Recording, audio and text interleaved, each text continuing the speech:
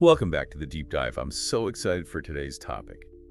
You've brought us, a legendary sea monster, the Leviathan. Absolutely. A creature that has haunted the human imagination for centuries. Yeah, exactly. And from what I've seen of the material you've shared, this is going to be a really good deep dive. So what exactly are we diving into today? We're going to explore the origins of the Leviathan myth, the descriptions that make it so fascinating, its place in history and culture. And of course, the big question, could it be real? Or is this purely a creature of legend? That's right. We'll examine the evidence, or lack thereof, and explore the different theories and interpretations. I love it. All right, let's get started. Where does this story even begin? Where do we first find the Leviathan? The earliest mentions of the Leviathan appear in ancient Near Eastern texts. However, the most detailed and vivid descriptions come from the Hebrew Bible. The Bible, huh? Okay, so we're talking serious ancient history here. Indeed. Specifically, the Book of Job. This is where we get some of the most striking imagery associated with the Leviathan. So what's the picture painted in Job? What kind of creature are we dealing with? It's described as an incredibly powerful being, almost invincible, with scales like shields, a metaphor for impenetrable armor. Okay, yeah, that's definitely getting the monster idea across. Scales like shields. Tough to break through that for sure. And then there are its eyes, described as flashing like the dawn, suggesting a terrifying, almost supernatural intensity. That's some serious imagery. Scales like shields and eyes that burn like the dawn. You can almost picture it. So what did people back then make of this creature? Was it purely a monster to be feared, or was there more to it? Well, there were different interpretations. Some ancient thinkers saw the Leviathan as a symbol of chaos, a force opposing divine order. So like the wild, untamed aspects of creation. Yeah. Kind of a primal force of nature. Exactly. On the other hand, others saw it as more of a neutral force, incredibly powerful, but not necessarily evil, just the embodiment of the sea's might. Okay, so either a terrifying monster or a force of nature beyond human comprehension. Got it. And the name itself, Leviathan, it just sounds ancient and mysterious. Where does that come from? The name derives from the Hebrew word Leviathan, which means twisted or coiled. It probably refers to its physical form, often envisioned as serpentine or dragon-like. Twisted and coiled. Yeah. Yeah, that definitely fits with the serpent or dragon imagery. And it also suggests something vast, difficult to grasp, kind of like the mystery surrounding it. Precisely. It adds to the idea of something both powerful and elusive. And while it's most prominent in the Bible, similar monstrous sea creatures appear in various other ancient mythologies. Really? So it wasn't just a Hebrew concept. It seems like this fear of a giant sea monster was pretty widespread. It seems so. These creatures, while not always called Leviathan, share striking similarities in their size and the danger they pose to those who dare to venture onto the open sea. It makes you think about those early sailors facing the vast unknown of the ocean. Can you imagine coming face to face with a creature like that? A terrifying thought indeed. But let's dive deeper into what made the Leviathan so terrifying.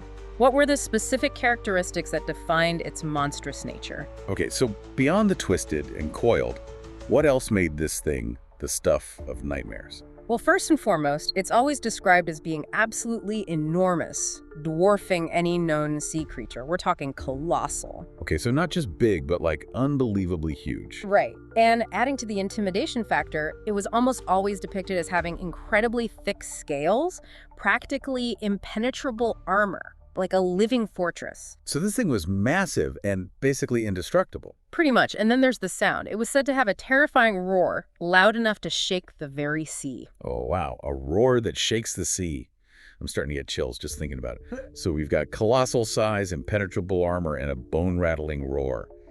Anything else? Did they all agree on what it looked like? While the massive serpentine body was a common feature, some accounts describe the Leviathan as having multiple heads, making it even more monstrous and otherworldly. Multiple heads. Yeah, that would definitely ramp up the fear factor.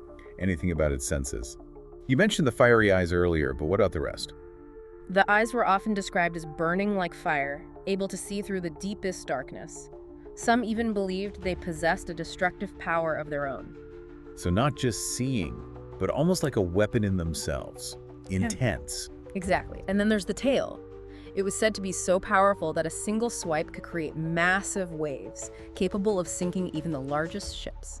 Wow, a tail that could sink ships with a single blow. It's like they took every fear a sailor could have and combined them into one ultimate monster. That's a great way to put it. It truly embodies the terror of the unknown depths. Absolutely.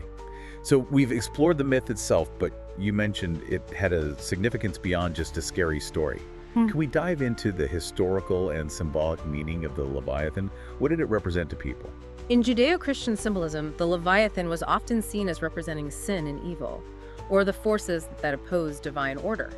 Its power and untamed nature made it a perfect symbol for the challenges that faith and humanity must overcome. So it wasn't just a monster in the ocean, but also a symbol of the inner struggles people faced. That adds a whole other layer to the story. And didn't Jewish folklore have a specific role for the Leviathan at the end of the world? Yes, in Jewish tradition, there's a belief that God will battle and ultimately defeat the Leviathan at the end of days. This victory symbolizes the triumph of good over evil and the ushering in of a new era of peace. So the defeat of this ultimate sea monster represents the ultimate victory of good. It's a powerful image. But beyond those religious contexts, how did the Leviathan feature in more, well, secular maritime traditions? Did sailors have their own tales about this creature? Oh, absolutely. Sailors had countless stories about encountering the Leviathan. These stories, passed down through generations, likely served as warnings about the dangers of the sea, explanations for unexplained events, and maybe even a way to bond over shared fears. Right, it's kind of like their way of making sense of the unpredictable and often terrifying ocean, a way to explain the unexplainable. So it's not just a creature of myth, but it's deeply ingrained in maritime history and culture. Precisely. It represents our innate fear of the unknown, especially the vast and mysterious depths of the ocean. And that fear, combined with human imagination, is a powerful force for storytelling. Which brings us to the million-dollar question. Could the Leviathan have been real? Or is it purely a product of our imaginations? Well, there are arguments for both sides. Some believe it could have been based on real creatures. For example, imagine early sailors encountering a colossal squid for the first time. Oh yeah, those things are massive and they look pretty alien. I can see how a glimpse of one could be easily exaggerated into a sea monster tale. Exactly. And some scholars believe encounters with fossils of extinct megafauna, like the megalodon shark, could have also contributed to the legend. Oh wow, the megalodon. That's a terrifying thought. A shark that size. Yeah, I can see how finding a tooth from that would spark some serious monster stories. Definitely. And then there are modern-day reports of unidentified sea creatures, though none have been definitively linked to the Leviathan. Right, I've heard about those. Giant serpentine shapes in the water, mysterious carcasses washing ashore. Spooky stuff. But so far, none of these sightings have been confirmed as a real Leviathan. So the evidence, at least for its existence today, is pretty thin. Okay, so on the one hand, we have possible real-life inspirations for Leviathan. Giant squid, megalodon fossils, unexplained sightings. But on the other hand, there's no hard proof. Right, and that's where the argument for the purely mythological Leviathan comes in. Think about it. Sailors facing the perils of the sea were probably prone to exaggeration and storytelling. Yeah, especially in those days when a journey could take months and the dangers were so real. I can see how stories would grow and change over time. Absolutely. And we shouldn't underestimate the human need to create stories, especially to explain the unexplainable. So the vast, dangerous ocean was a perfect setting for the Leviathan myth to flourish. Whether real or not, it served a purpose, explaining the unknown, warning about dangers, maybe even just entertaining a weary crew. It's fascinating how our minds work, how we create these narratives to make sense of the world around us. It is fascinating, and the fact that the Leviathan still captures our imaginations today speaks to the power of these ancient stories. So true. But let's say, for the sake of argument, that the Leviathan, or at least something like it, was real. Where could it be hiding now? Why haven't we found it? Well, despite all our advances in ocean exploration, we've only really scratched the surface of what's down there, especially in the deepest parts of the ocean. Right, the deep ocean is still largely uncharted territory. It's humbling to realize how much we don't know about our own planet. And that's the argument for the Leviathan's continued existence. A creature that large and elusive could potentially live in those unexplored depths, hidden from our view. It's not impossible. So there's still hope for the believers, even if it's a long shot. But what about those modern sightings? Don't they offer any clues? Sadly, no. While they fuel the imagination, none of those sightings have been scientifically confirmed as the Leviathan. Many turn out to be known species, misidentified objects, or simply remain unexplained.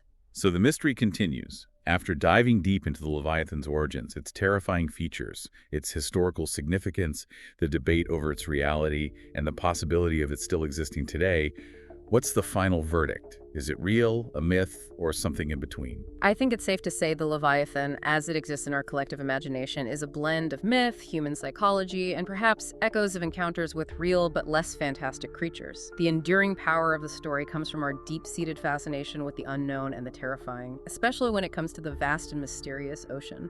I think you hit the nail on the head. The Leviathan might not be swimming around out there, but the story, the image, the idea, it definitely holds a power over us. It speaks to our fear of the unknown and the power of storytelling. Exactly. And I think that's the real legacy of the Leviathan. It reminds us that there are still mysteries out there, things we don't understand, and that the power of stories, even ancient ones, can continue to captivate and inspire us. Who knows what else might be lurking in the depths, waiting to be discovered. That's a perfect note to end on. The Leviathan reminds us to stay curious, to keep exploring, and to never underestimate the power of a good story.